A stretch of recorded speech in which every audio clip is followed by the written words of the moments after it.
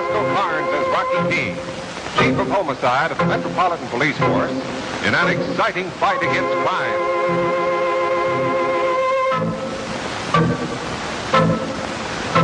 Brought to you by Clorette, the new chlorophyll candy mints and chewing gum that make your breath kissing sweet, and Ivory Flakes, the mildest, fastest dissolving flakes possible for dishes and for baby clothes.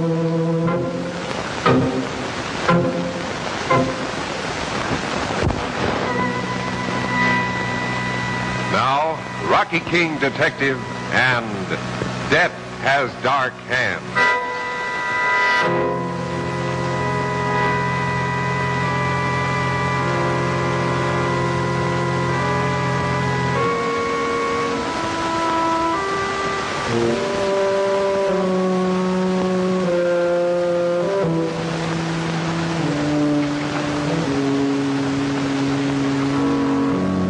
You don't mind if I count it, do you? Just to make sure it's 500.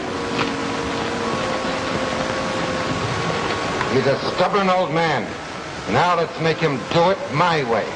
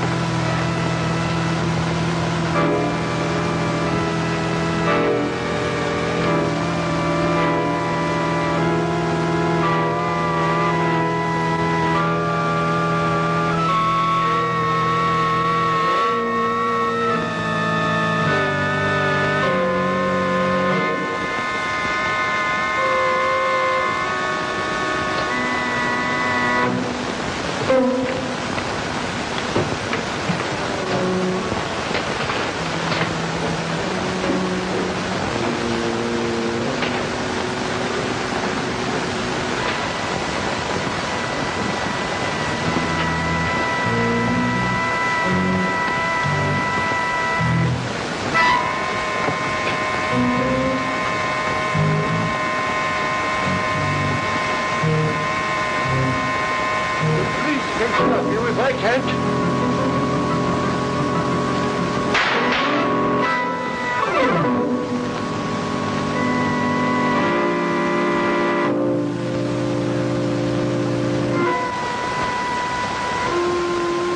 It's the most ridiculous thing I ever heard of. You've been with the police department for a long time. Do you mean to tell me you can't tell them what hours you want to work? That's exactly what I mean, especially this particular time with so many men out with the flu. Well, I wish I could run the police department for just about a week. Sure, that's what everybody says. They know exactly what to do. You'd catch everybody, wouldn't you? Well, at least I certainly wouldn't have you going to work at 12 o'clock at night. Well, somebody has to do it. Relax, Mabel. I can't let you run the police department. We haven't had a woman commissioner in years.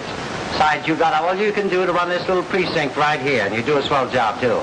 Where's the other member of this happy American household? Oh, Junior's taking the little girl who lives across the street to the bonfire and football rally. Yeah. They play the St. Mary's Midgets again a week from Saturday. They do? Those two teams seem to play each other every other week. They ought to know each other by now. Oh, they do, and they have some very exciting games, too. The last one ended with a score of 70-70. 77. They only played a little while. Well, I don't know. I just watched the first half. Yeah, what was the score then? 35-35.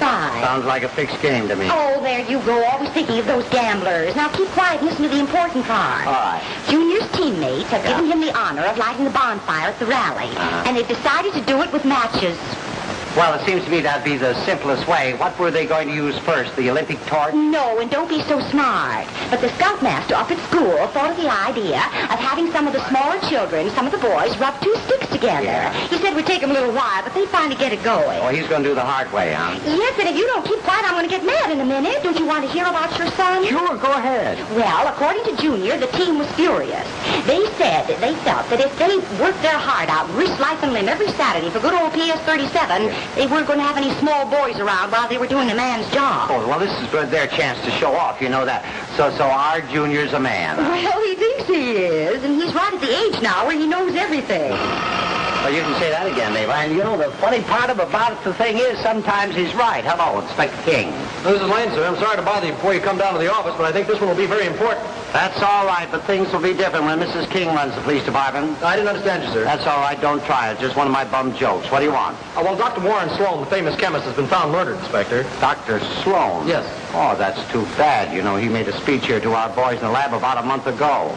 Where was he killed? At his home at 1427 Wentworth Avenue, sir. Now, according to the precinct report, he evidently surprised somebody who was rifling a cabinet where he kept some of his most important papers. Well, how does the precinct know all this? Mr. Sloan's secretary, a girl named Elaine Merrick, sir, she gave it to the precinct. She's the one who found the body. Yeah, what's been done on him? Well, first examination has been made so far, Inspector, and according to the ambulance doctor's report, he was shot twice in the chest and has a bruise on the right side of his head. Well, he could have gotten a bruise when he fell, I suppose. All right, get out there as fast as you can. Take full squads. Don't let anybody touch anything until I get there. Oh, where do you have to go, dear? 1427 Wentworth Avenue. Dr. Warren Sloan has been killed. Did you know him very well? No, I just heard him talk, that's all. And they say it's getting late. Junior ought to be home now. Oh, he is. He's across the street from the little girl's house. Yeah. I was watching them from the window. You were talking to Lane on the phone. What's he doing? I don't know. First he was standing on one leg, then on the other. Oh, I see. Then he went into some kind of a struggle with her. I can't figure out whether it's a new kind of dance or not. So you don't think he's getting fresh and trying to kiss her, do you? Oh, no, he doesn't know her that well. Well, don't forget, our Junior knows everything. I'll honk the horn at him when I go by. You remember how mad you used to get when somebody did that to us? Goodbye, dear. I'll get back as soon as I can.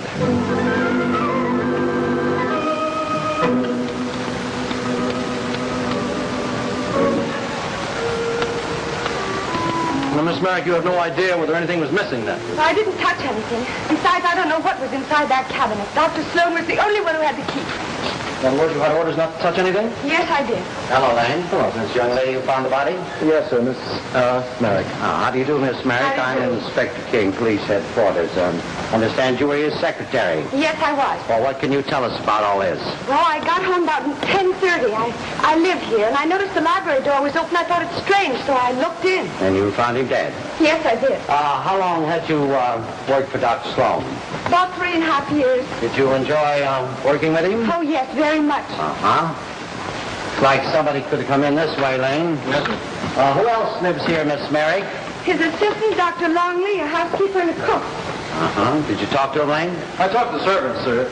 They didn't see or hear anything. They live out in the back, but Dr. Longley himself isn't home as yet. Now, let's see. You say you came in about 10:30. Where were you until then? I was at a movie Yes, what theater? at the Arlington. Did you go alone? Yes, I did. Mm-hmm. Was Dr. Sloan to have any other appointments this evening? Oh, yes, he had an appointment with Mr. Luther Cram for 9:30. I don't know if the appointment was kept or not. I left at 8:30. I see.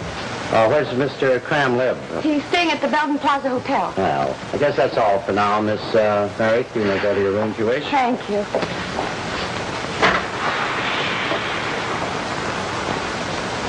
I think that young lady knows more than she wants to tell us, Lane. What's in here? This was a closet, sir, where he kept sort of a personal file with his very important papers. Any sign of the gun? No, not yet. I have the boys out searching the house and grounds now, though. I see who it is. Yes, sir. Yeah?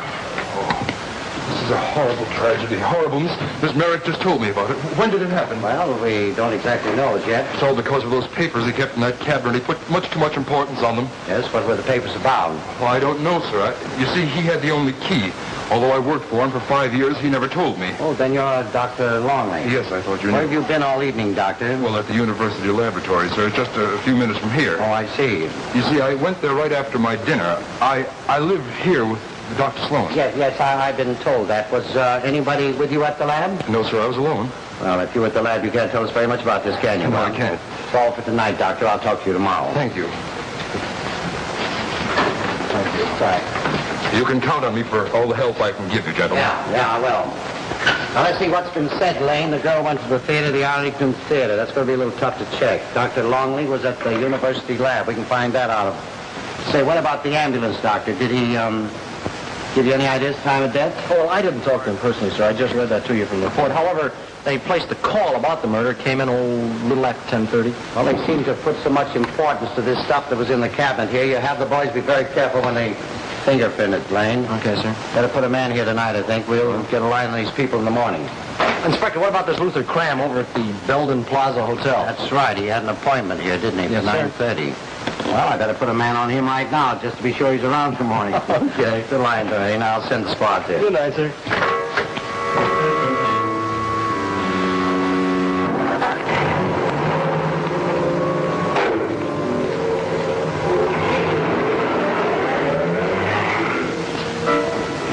What do you want? Why out here? All these police around here. It's the only safe place I can talk to you. I have nothing to say to you. It's what you have to say to the police that interests me. Just remember one thing. I can talk, too.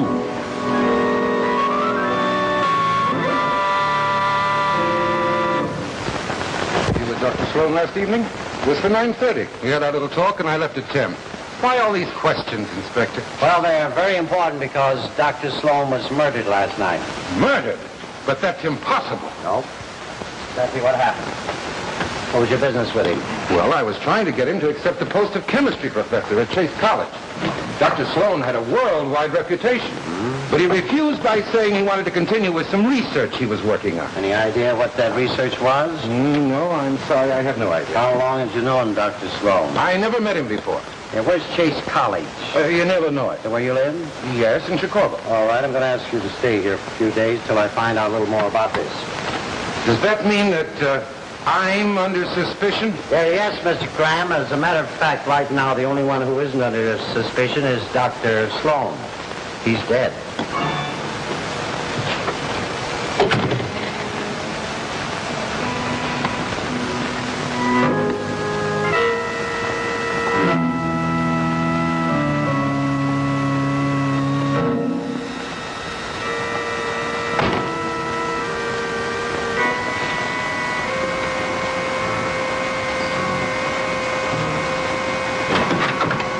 Well, good morning, Inspector. I think I got things going a pretty good start for us. Fine, Lane. Wait just a minute before you tell me to get this off my mind. I just talked to this fellow Cram. I want to do something right now. Laddie? Yes, sir. Look, here's an educational problem for you. Find out where Chase College is in Illinois. Well, what part? I don't know. I never went there. Just found out for me, that's all. All right, Lane, what is it? Well, here it is, Inspector. Now, Elaine Merrick's been with Dr. Sloan for 3.5 years, like she said. But what she didn't say was Dr. Sloan, who has no family, practically adopted her. He's made her his sole beneficiary, and his estate comes to near $30,000. $30,000. That's very interesting. What about Longley? Oh, the night watchman at the plant said absolutely nobody worked at the lab last night. Oh, so he's lying, huh? Right. Don't think the girl went to the theater either. You think Longley would have a motive? He certainly could have. He's been working with Dr. Sloan for 5 years. And although he said he didn't know anything about those private papers in the cabinet, that may be what he wants. Maybe that's what he was after. Yes, Laddie? I checked all the accredited colleges in that area with the North Central Association. No record of a Chase College in Illinois. All right, thanks very much. Well, what do you know about that? Yeah. Mr. Cram's having a few pipe dreams. Still, I wouldn't know anything about that. Of course not. I haven't had time to tell you. What the lad say about those papers? Oh, Brian looked them over, sir, and so far as he's concerned, they have to do with explosives, some very potent stuff. But from the information he's got, that's all he can say. Yeah? Sounds like something somebody would pay a lot of money for, huh? Sure does. All right, I'm going over to talk to Longley, then I'll see Cram. You stick right here. I'll phone you if I need you. Okay, sir. You were very stupid to come here. I don't want to get mixed up in this mess. But you are mixed up in it. I don't think so. And if I were you, I'd keep that suggestion of threat out of my voice. You can't scare me. No, I bribe people like you. And you are cheap. $500. I wonder what the police would say if they knew the trusted Miss Merrick took bribes. You know we had to trick Dr. Sloan into seeing me, but I know nothing about his death. And I warn you, I'll do anything to keep clear of this.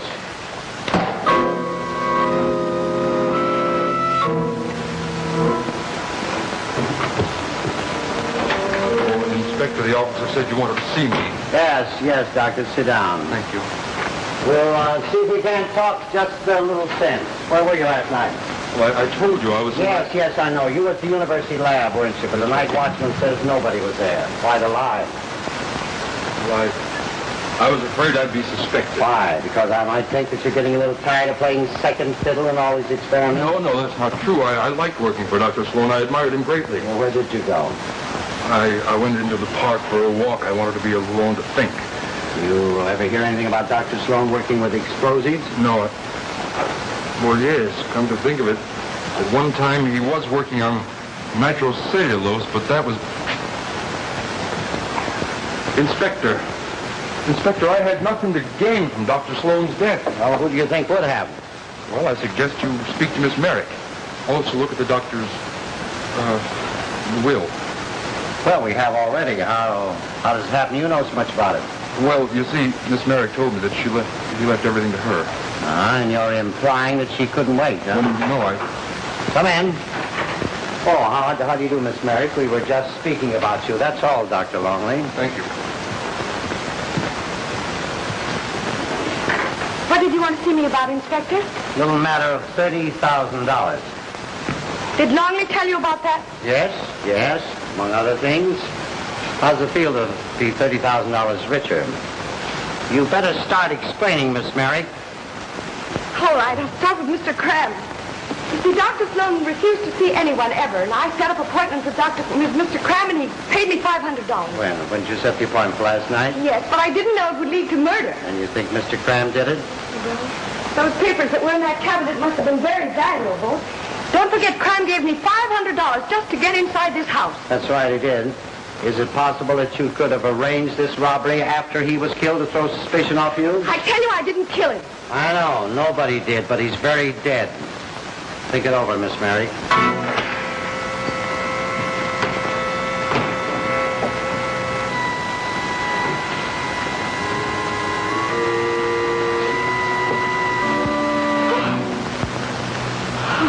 What did you tell him? Nothing about you he doesn't already know. We've got to prove that Cram did it. Right now, everything points to him. I wonder if the inspector feels that way about it, too.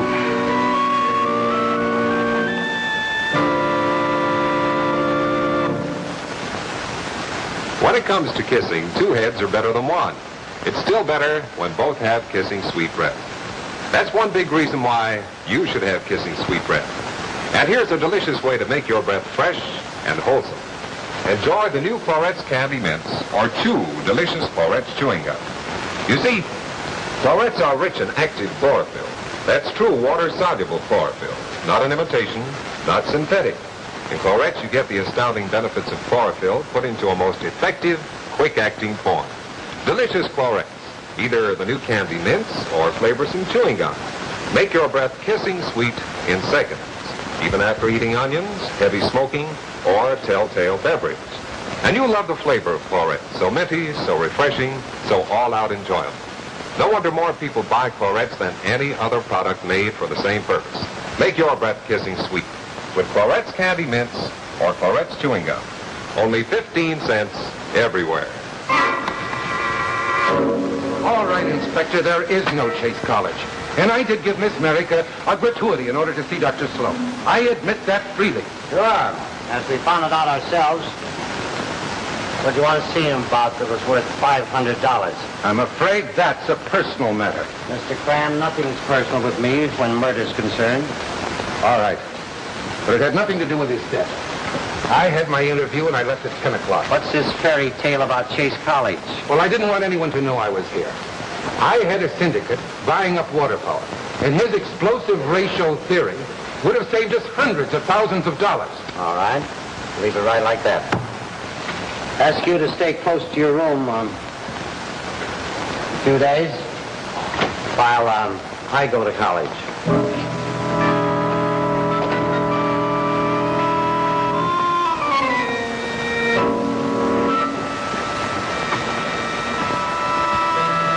Yeah, but look, Brian, now, you say if you worked on something like this, you think they'd go through it? You think it might work? Well, yes, sir. I got all the information out of the book here. Now, it's a fact that thieves have been caught by treating papers and clothing with this anthracene powder, which sticks on their hands, and it's very hard to get off, you see. Now, the anthracene powder is very fluorescent. It'll glow in the dark if treated by ultraviolet light. All right. I'll try anything. I'm right at that stage. Get your equipment out there. Also pick up a suit of clothes. What's the address? 1427 Wentworth Avenue. Get out there as fast as you can. Hello, Inspector King. Lane, sir, I heard you were in the lab, so I'll transfer this call over to you. Yeah, who is it? Mrs. King. All right, before you do that, have somebody pick up Cram at his hotel and take him out to Sloan's place. Yes, sir, I got a call from there a while ago. The married girl went to visit him there this morning. This morning? Yeah. She did, huh? Oh, I see. All right, put on the other call. Hello. Hello, yourself and get off the wire. I'm waiting for my husband. Well, that's who you're talking to right now. Oh, it is? Well, what do you know? Sounded like some horrible creature growling. That's the way I feel right now, ma'am. Now, what do you want? I'm very busy. Well, I just just wanted to clear up your mind about what Junior was doing on the girls' front porch last night. Yeah. You mean when they were struggling? Yes, it wasn't anything at all. Oh. He was just showing you how he's going to run interference in the football game. They're not allowed to use their hands, you know. And he was bumping all over the front porch, huh? Yes, but I guess she liked it. She invited him back tonight for another lesson. Yeah. Toodaloo, dear. Get home early. We're having fish for dinner. That's just about the silliest conversation I ever had.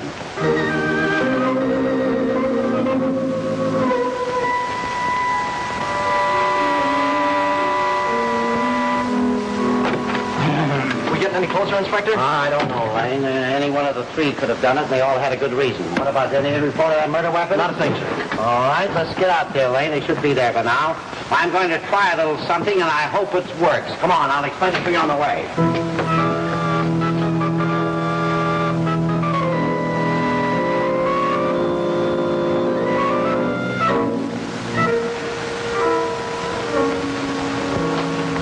Why have I been brought here, Inspector? I'll let you know in just a minute. Oh, thanks very much. Now, I want you people to be a little cooperative. I want you to take a look at this suit here, you gentlemen, and see if you've ever seen it before. No, I never saw it before. Well, neither have You're I. quite sure? Yes. How about you, Miss... No. All right, thank you very much. Here you are, Gordon. Take care of this. I guess that takes care of Jack Walton. He's entirely free. Well, did you have another suspect? Yes, you're a little surprised I mentioned the name Jack Walton, aren't you? Well, so am I, but it just shows you how thoroughly we go into these things. Now, the police are convinced that he was killed for the private papers he had in the cabinet here, the ones he was afraid someone was going to steal. I don't know anything about any private papers, Inspector. Mr. Graham, Dr. Sloan made sure that you and the others would have a chance to prove it. What do you mean?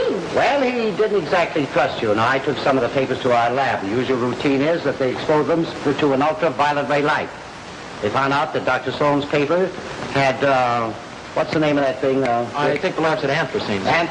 Anthracene powder, which is very, very powerful.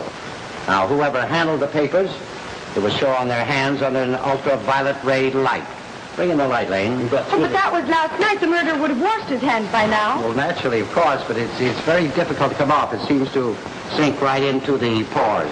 Mr. Longley, will you close those windows, please?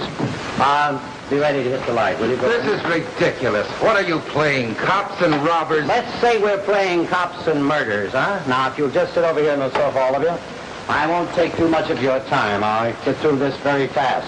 All set, Lane? Yes, sir. All right, put out the lights. As is the custom, the ladies will be first. So it's you, Miss Merrick. Just put out your hands under that light, please. Okay, sir? Yeah. Oh. Nothing. Thank you very much. Miss Graham? Under there, please. But I didn't kill him, I tell you. No, I don't think you did. Neither did Miss Merrick.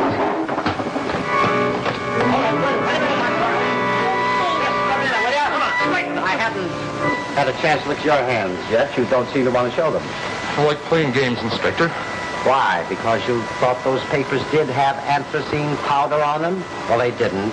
But there was plenty on that suit of clothes that you handled. That's why your hands sparkled. I was sure that the innocent people wouldn't mind showing their hands, but you don't want to see to do that. What do you mean? Just this, that you killed Dr. Sloan. Yes, that's right.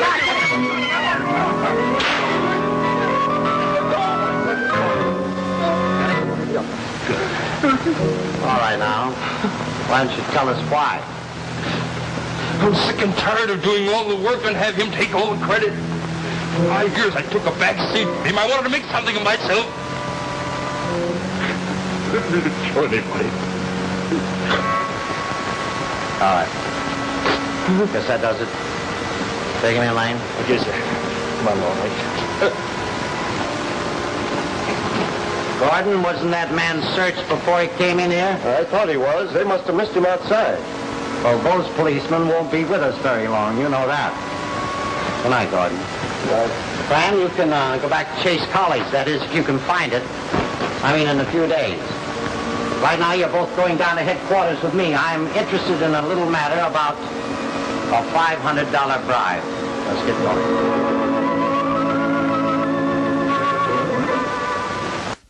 Florets Candy Mints. Hello, Mabel. Yes, case closed. I'm coming home. What, dear? Yes, we got him. details to be cleaned up. Somebody else may be involved. I don't know. For what? We're going to have company for dinner. Who? Little girl across the street. Oh, Junior invited. Well, look, there can't be any football practice in our house. You know, we only got a couple of pieces of furniture left. Yes, dear, I'll be right there. Wonderful girl, that Mabel.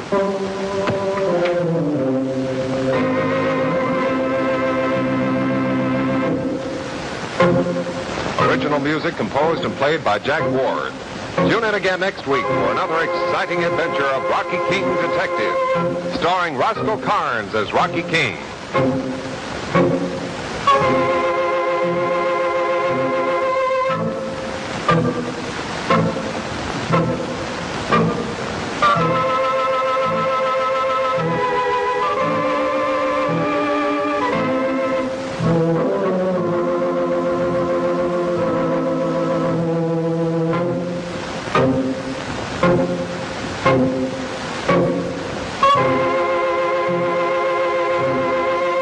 Rocky King Detective is brought to you by Clorettes, the new chlorophyll candy mints and chewing gum that make your breath kissing sweet, and Ivory Flakes, the mild, fast-dissolving flakes for dishes and for lingerie. Bob Shepard speaking.